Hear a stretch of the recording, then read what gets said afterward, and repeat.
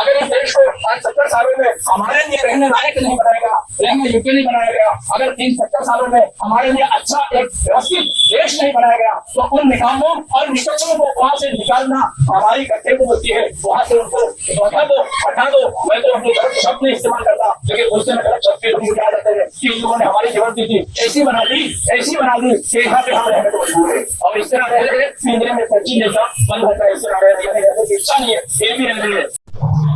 हमारे साथ आए हुए श्री विनोद जी और हमारे सामने बुजुर्ग दोस्तों, हमें आपके सामने एक अभियान को लेकर आपके सामने आगे हुए हैं। इस अभियान का नाम है भारत बचाओ अभियान, चेंज इंडिया मिशन, जिसे इंग्लिश में कहा करते हैं।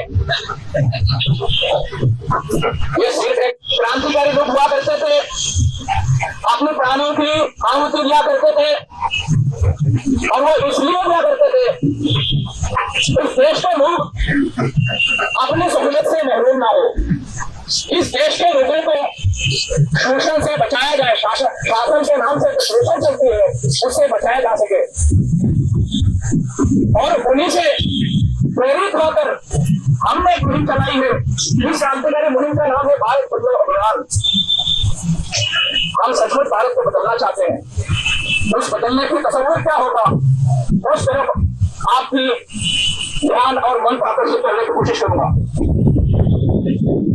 आप देख पा रहे हैं यहाँ हमारे सामने बहुत सारे लोग बैठे हैं। कृपया इन बातों पर बड़ा ध्यान दे, गौर करें। ये आपके लिए बातें हैं, आपके जीवन के लिए बातें हैं।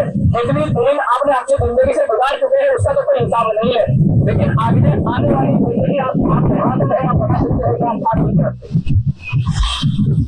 इस मुहिम की जो उद्देश्य है वो ये है कि हो सके हम अपनी प्राणों की आहुति देकर भी इस देश के लोगों के ऊपर जो शोषण नीति चालू है, जो शोषण नीति परिकल्पित रूप से और प्रबंधन शोषण नीति में चलाई जा रही है, शासन के नाम पे हमें जिस हिसाब से शोषित किया जा रहा है उसको परिवर्तित किया जा सके, ये इसका उद्देश्य है। आज 70 सालों के बाद 72 साल हो गया आजादी की, जितने पैसे हमने टैक्सों के माध्यम से लोगों के हाथ में हमने दे चुके हैं, उससे इस भारत को अमेरिका नहीं, एक तीसरा अमेरिका बनाया जा सकता था, लेकिन बना क्यों नहीं? मैं ये आपसे सवाल पूछता हूँ, मेरे सामने बैठे दोस्तों। 1987 में राजीव गांधी राष्ट्रवादी नेता हुआ करते थे, उस टाइम पे प्रधानमंत्री थे। उन्होंने संसद में कहा था कि 1 रुपया अगर संसद से इन गरीब लोगों के लिए जाता हो तो उसका 15 पैसा भी वो पहुंचा कि नहीं जमीन पर, उसका मालूम नहीं है, हिसाब नहीं है। बात सही है, आज वो 15 पैसा भी नहीं ला सकता, 5 पैसे 1 घंटा भी नहीं पहुंच सकते, आपके मतलब पहुंचता भी नहीं है, बता रहा हूँ नहीं पहुंचता है। पूरे के पूरे खा जाते हैं, पूरे के पूरे खा जाते हैं। क्या ऐसे इस देश को इसे बनाया जाना चाहिए? दूसरी तस्वीर आपके सामने मैं रखने की कोशिश करूंगा। मेरे सामने बैठे हुए इस देश के नौजवानों, बुजुर्गों, दोस्तों, दूसरा तस्वीर यह है, आज इस देश के अंदर आप रहते हैं। मैं आपको अगर सवाल पूछता हूँ क्या आप खुशी से रह रहे हैं, तो इसका जवाब मैं मेरी तरफ से आपकी जवाब देता हूँ नहीं। क्यों नहीं, मैं आपको बताता हूँ।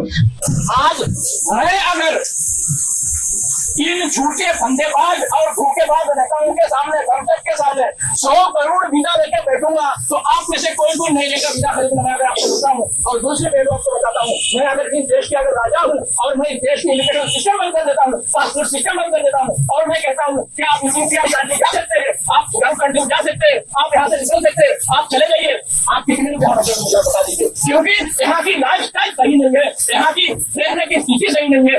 इन 70 सालों में इन नेताओं ने आपके लिए रहने के लिए अच्छी जगह नहीं बनाई है। इसके लिए इस देश के लोग यहाँ रहना नहीं चाहते। इस देश के लोग पिंजरे में तूते की तरह, तूता पिंजरे में जैसे बंद होता है, अपनी जिंदगी बिताता है, इसी तरह हम इस देश के अंदर रहने को मजबूर है। हम इस देश के अंदर किसी तरह बात नहीं जा रहे, कितने मजबूर है आप समझ सकते। मैंने दूसरा तक खुल जाती है।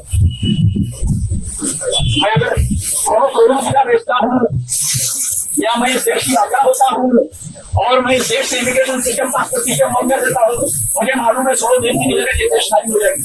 क्योंकि यहाँ रहने के लिए इतनी सहूलत नहीं है, रहने के लिए देश को इतनी सुरक्षित नहीं बनाई गई है कि यहाँ पर इंसान रह सके। मैं अक्सर दुबई जाता हूँ, मैं अक्सर बाहर काटने जाता हूँ, मैं लोगों से पूछता हूँ कि आप यहाँ पिछले दिनों से रह रहे हो, लोग बोलते हैं इंडिया में क्या रखा हुआ है, मैं तो 40 साल से आ रहा हूँ।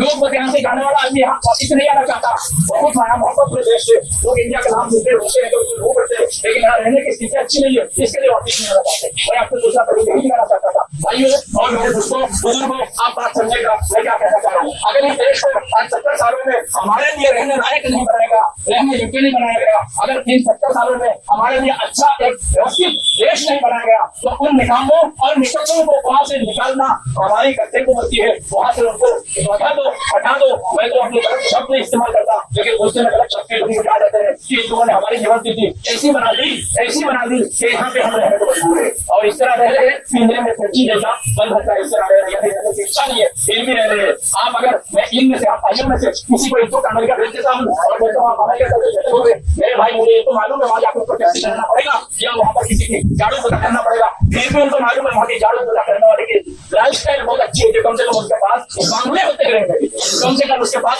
घर होते रहेंगे। हमारे इंडिया में बहुत सारे लोग मेरे दोस्तों में से वहाँ गए, अमेरिका गए हुए हैं और इतनी छोटी छोटी काम करते हैं, लेकिन रहने के अंदर बहुत समझदार है, बहुत अच्छी जीवन स्थिति है, तो आना नहीं चाहता अभी। तो अगर हमारे देश को इन 70 साल की स्वाधीनता के 70 सालों के बाद अगर इस तरह भूमि नहीं बनाया गया, तो हम कह सकते हैं वो निकामी निकलने हैं जिनको हमने इस देश की पदभार, इस देश की जिम्मेदारी लेकर बैठे हैं, कि लोगों ने हमारे लिए कुछ नहीं किया, जो किया सिर्फ और सिर्फ धोखे में रखा, आज तो धोखे में रखा। भाइयों और बुजुर्गों, इन भूखों में से निकलने के लिए हमने ये अभियान छोड़ा है, ये अभियान हमने छेड़ा है, इस अभियान का नाम है भारत बचाओ अभियान। आप इससे बताना चाहते हैं अगर हम तक पहुंच गए 30 साल के अंदर इस देश को डॉलर के पीछे ₹2 नहीं खरीदा, क्या $2 इक्वल टू ₹1 नहीं कर दिया, तो 30 साल हमारे अभियान आज तो छोड़ेंगे। इस तरह एक परिकल्पित योजना देके प्लानिंग के मुताबिक हम लोग इसमें काम कर रहे हैं, क्योंकि धरना और आंदोलन करके कोई फायदा नहीं, आप पंचन करके मर जाओ कोई देखने वाला नहीं। ऐसे हमारे बहुत सारे बाबा मर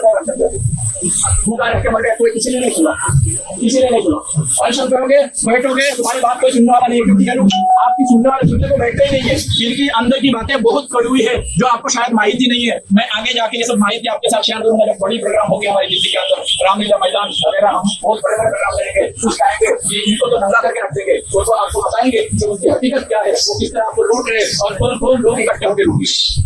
तो हम चाहते हैं, आप सभी से दरख्वास्त करते हैं, आवेदन निवेदन आप सबसे करते हैं कि आप इस मुहिम का हिस्सा बने और मुहिम के हिस्सा बनकर इस मुहिम को मजबूत बनाए, ताकि इस देश को एक बार फिर से सोने की शिक्षा आपने सुना था, लेकिन हम चाहते हैं इस देश को हीरे की शिक्षा बना दे।